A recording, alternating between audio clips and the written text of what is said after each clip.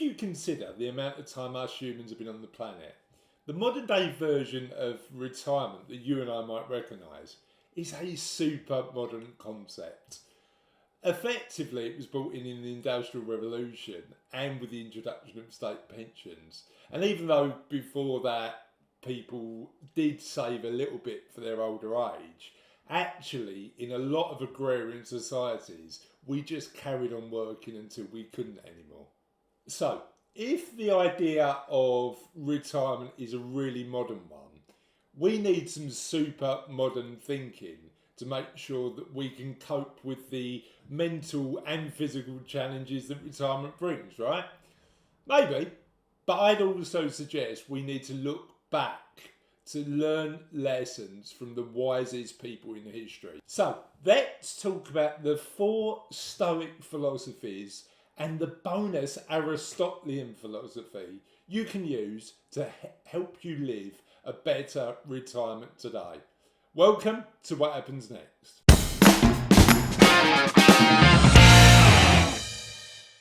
Today I want to talk about the 4 Stoic philosophies and the bonus Aristotelian philosophy that bizarrely is both true and not true to help us live the best retirement ever. Who am I to talk about this subject? My name's Chris Daems. I'm a chartered financial planner, and for 2 decades now I've been helping people plan for the money side of their retirement. But what I'm really conscious of is making sure that we also think about the elements of our retirement that aren't financial. Let's start with number 1, focus on what we can control. I had a client a few years ago who told me about her dad, and when we were talking about her retirement plans, she used to say to me, I want to learn the lessons of what not to do from my dad. Because her dad had a really successful career, built up a good financial base to retire, but didn't think too much about how he was going to spend his time. And what happened is that vacuum got filled with watching quite a lot of news. Now, the challenge with news, and we all want to keep informed about the world, for my client's dad, was that vacuum was filled with news that angered him, annoyed him, frustrated him, but he couldn't control. And actually his perspective on the world changed because of that. And my client wanted to avoid doing that. The Stoics used to talk about the fact that there were 3 pots that we could put everything in life. Number 1, the things we can't control. Number 2, the things we can't control but have a bit of influence over. And number 3, the things we can control. And I think the Stoics fairly argued for focusing on the things we can control. In retirement, that means how we spend our time. It means maintaining and taking action towards more positive physical health, mental health, doing stuff in our community. And what it means is avoiding thinking about the things that we have no power and control over. I certainly have conversations with clients when markets are being quite volatile about the fact that something, as long as the strategy is right, and we're in a position where we've had a really important conversation about risk from an investment perspective, the day-to-day ups and downs is something you can't control and therefore should worry less about. So I think the Stoics were right when they said, spend your time, your effort, energy, focusing on the elements of our lives we can control instead of worrying about what we can't. We'll get back to the tips in a minute, but actually I've got a favour to ask. We're on a real mission with What Happens Next to help you live a better life in retirement. And there's a couple of ways for completely free that you can help us. The first is to like this video if you found it of value and subscribe to the channel. The second is to click the QR code below and get on the waiting list for the What Happens Next book. We're taking the hundreds of hours of reading, the hundreds of hours of expert interviews, all of the work we've done to put everything together to help you live the best retirement you can in one handy book. and that's going to be out soon. I'm currently going through the editing process at the minute to make sure that it's as best as it can be. So if you'd like a copy, feel free to click the QR code below, and what you'll be able to do is join the waiting list to get to be one of the first people to get your hands on a copy. Let's talk about number 2, engaging in lifelong learning. The Stoics believed that the journey towards wisdom and virtue never stopped. They always talked about lifelong learning.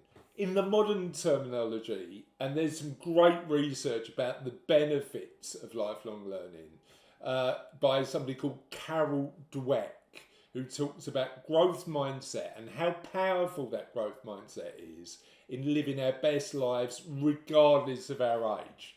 Now, the science backs up that ancient Stoic philosophy and Carol Dweck's research, because what we know now is the importance in terms of our long-term health, mental and physical, of neuroplasticity.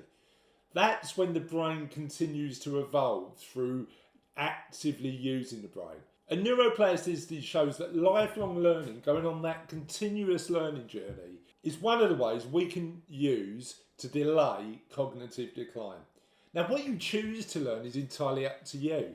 You could take a course, you could read a book, you could learn to play piano or learn a new sport. Actually, the element of what you want to learn is less important than that process of learning. And we knew the importance of continuous lifelong learning thousands of years ago. My encouragement to you is, if you're thinking about what happens next and retirement as part of your plan in the next 5 years, also think about what new things you'd like to learn in that chapter of your life. Let's talk about number 3, reflecting on our own mortality. Now, I think actually reflecting on our own mortality in our 50s, 60s, 70s and beyond is quite a natural thing to do. I have a lot of conversations with clients who are getting to this age and they're thinking about their lives in the perspective of the amount of time they've got left. And the Stoics used to do it too. Their phrase, memento mori, remember your death, is an important perspective when we're thinking about how we want to spend our remaining time. I think it's important because what it allows us to do is really focus on what's important. And I think one of the best interviews we've done on What Happens Next is with a guy called George Kinder, who shares his 3 questions about thinking about our death and making sure that we're in a position where we're making use of our time, which is actually our most finite commodity, in the best way possible. Let's talk about Stoic lesson number 3, building anti-goals. And the Stoics were planners, they planned for their futures, but they were also big on preparing for the worst. They had a phrase, premeditation malorum, which effectively in our language was all about planning for the best and preparing for the worst.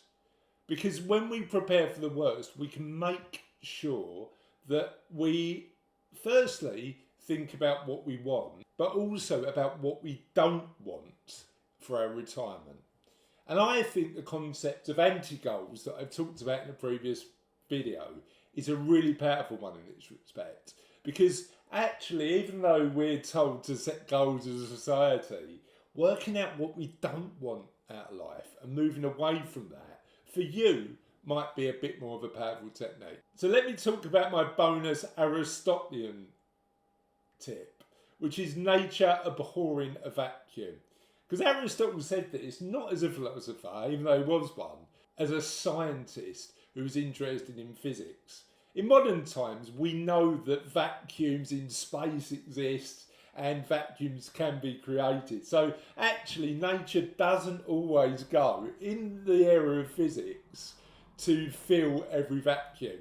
But if we look at the filling of vacuums in our own lives, particularly when we're thinking about our retirement and what happens next, it's probably a principle worth considering. I told you earlier on about the story of my client's dad, and I think there's a big lesson about nature abhorring a vacuum to be learned from that story.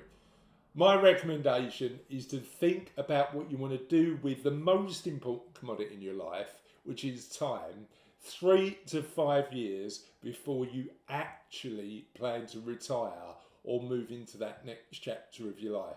My experience tells me that for clients who have really thought about what they want to do next, they're the ones that take action, and actually their time doesn't get sucked away with things that they may not want to do but find themselves doing. Planning for the non-financial elements of retirement, I believe, is as vital as the financial elements. So please, by all means, make sure you're putting your financial plan in place, but also consider what you want to do with this chapter of your life from a non-financial perspective. Now, we've talked about the planning and preparation you can do to make sure you live the best retirement ever. And in this video, I talk about why you should give yourself more time than you think you need to do that, and how to avoid the retirement cliff. And in this video, I talk about the benefits of thinking like a child when you're thinking about what happens next. Hopefully that was useful, and we'll see you on the channel soon.